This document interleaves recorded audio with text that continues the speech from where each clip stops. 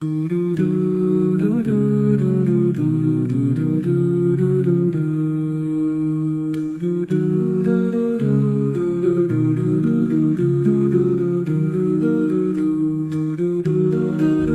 بھائی ہیلو السلام علیکم، میرا نام ہے منیب علی اور میں لوگوں کا دوبارہ سے ویلکم کرتا ہوں میری ایک اور سی اچھی سی بہترین سی ویڈیو میں۔ تو بھائی آج کی ویڈیو کے اندر ہم لوگ اپنی جو سیرہ سیریز ہے اس کو کنٹینیو کرنے جا رہے ہیں۔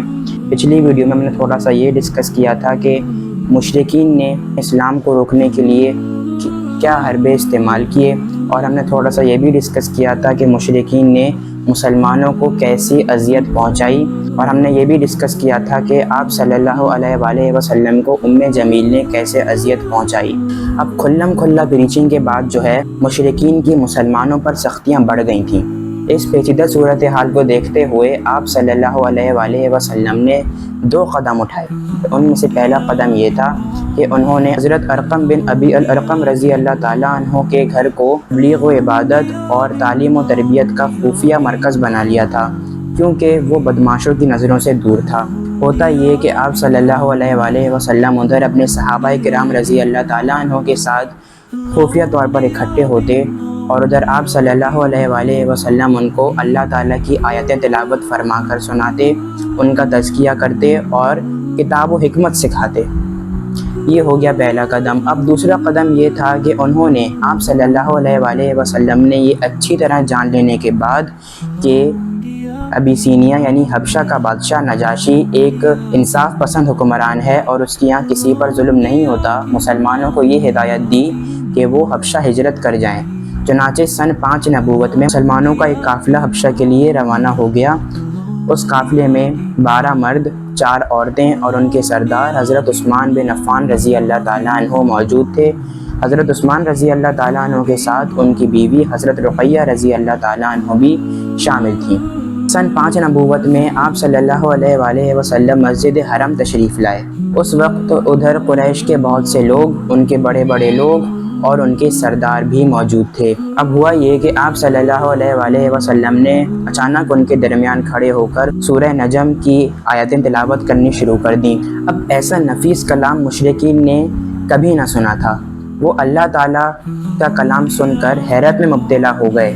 وہ کلام الہی کو سنتے رہے اور آپ صلی اللہ علیہ وآلہ وسلم کو روکا بھی نہیں۔ پھر جب آپ صلی اللہ علیہ وآلہ وسلم نے یہ آیت تلاوت کر کے سجدہ کیا تو بے اختیاری میں سب نے سجدہ کر لیا۔ اب ہوا یہ کہ یہ جو خبر تھی یہ جو مہاجرین تھے ان تک پہنچی، لیکن مسئلہ یہ تھا کہ یہ خبر ایز اٹ از نہیں پہنچی بلکہ تبدیل ہو کر پہنچی۔ مطلب جو مہاجر تھے ان کے پاس یہ خبر پہنچی کہ قریش مسلمان ہو گئے ہیں، تو وہ خوشی خوشی مکہ روانہ ہوئے۔ لیکن جب مکہ سے کچھ ہی فاصلہ بچا تھا تو ان کو حقیقت کا علم ہوا۔ اب ایسے میں کچھ لوگ تو وہیں سے ہی حبشہ پلٹ گئے اور کچھ لوگ چھپ چھپا کر یا کسی کی پناہ میں مکہ آئے۔ اب مشرکین کی مسلمانوں پر سختیاں بڑھ گئی تھیں، کیونکہ ایک تو ان کو اس کا پچھتاوا تھا کہ جنہوں نے بے خودی میں آ کر مسلمانوں کے ساتھ سجدہ کر لیا تھا، اور دوسرا یہ کہ جو نجاشی مسلمانوں کے ساتھ حسن سلوک کر رہا تھا اس کی بھی ان کو جلن تھی۔ تو آپ صلی اللہ علیہ وآلہ وسلم نے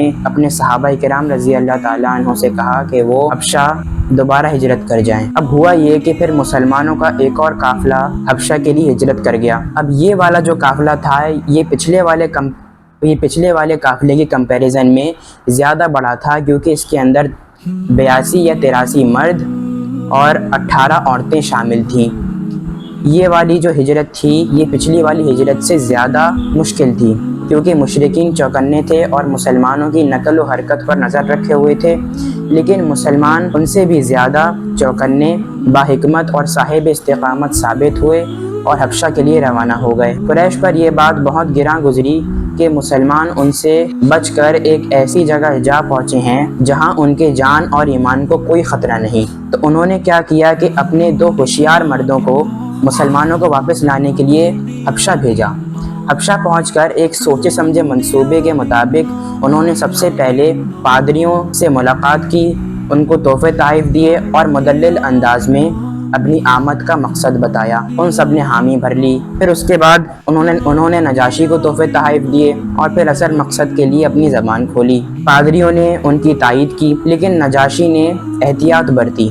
اس نے سوچا کہ دونوں فریقوں کی بات سننی چاہیے تبھی حق واضح ہوگا، تو اس نے مسلمانوں کو بلوایا اور ان سے ان کے دین کے بارے میں پوچھا۔ مسلمانوں کی طرف سے اب حضرت جعفر رضی اللہ تعالیٰ عنہ نے اللہ تعالیٰ کے بارے میں بتایا، آپ صلی اللہ علیہ وآلہ وسلم کے بارے میں بتایا، اسلام کے بارے میں بتایا اور اسلام کے احکام بھی گنوائے۔ بات سننے کے بعد نجاشی نے حضرت جعفر رضی اللہ تعالیٰ عنہ سے کچھ قرآن سننے کی فرمائش کی۔ انہوں نے سورۃ مریم کی ابتدائی آیت کو تلاوت فرمایا۔ اس پر نجاشی اس قدر رویا کہ اس کی داڑھی تر ہو گئی اور تمام پادری بھی اس قدر روئے کہ ان کے صحیفے تر ہو گئے۔ پھر نجاشی نے کہا، یہ کلام اور وہ کلام جو حضرت عیسیٰ علیہ السلام لے کر آئے تھے دونوں ایک ہی شمع کے اجالے ہیں۔ نجاشی نے قریش کے نمائندوں کو واپس جانے کا بولا اور مسلمانوں کو ان کے حوالے کرنے سے منع کر دیا۔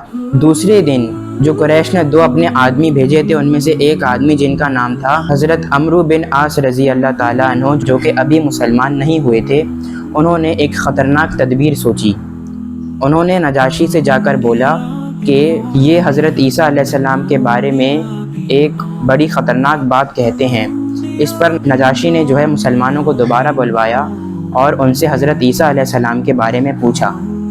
حضرت جعفر رضی اللہ تعالیٰ عنہ نے حضرت عیسیٰ علیہ السلام کے بارے میں بتایا۔ ان کی بات سننے کے بعد نجاشی کو حضرت جعفر رضی اللہ تعالیٰ عنہ کی بات صحیح لگی اور نجاشی نے مسلمانوں کو سپورٹ بھی کیا۔ نجاشی نے مسلمانوں کو قریش کے حوالے نہ کیا اور یہ حکم دیا کہ قریش کے نمائندوں کو ان کے تحفے تحائف واپس دے دیے جائیں، اور جو ہے قریش کے نمائندے واپس منہ لٹکا کر مکہ چلے گئے۔ تو بھائی یہ تھی میری آج کی ویڈیو، امید ہے آپ لوگوں کو اچھی لگی ہوگی۔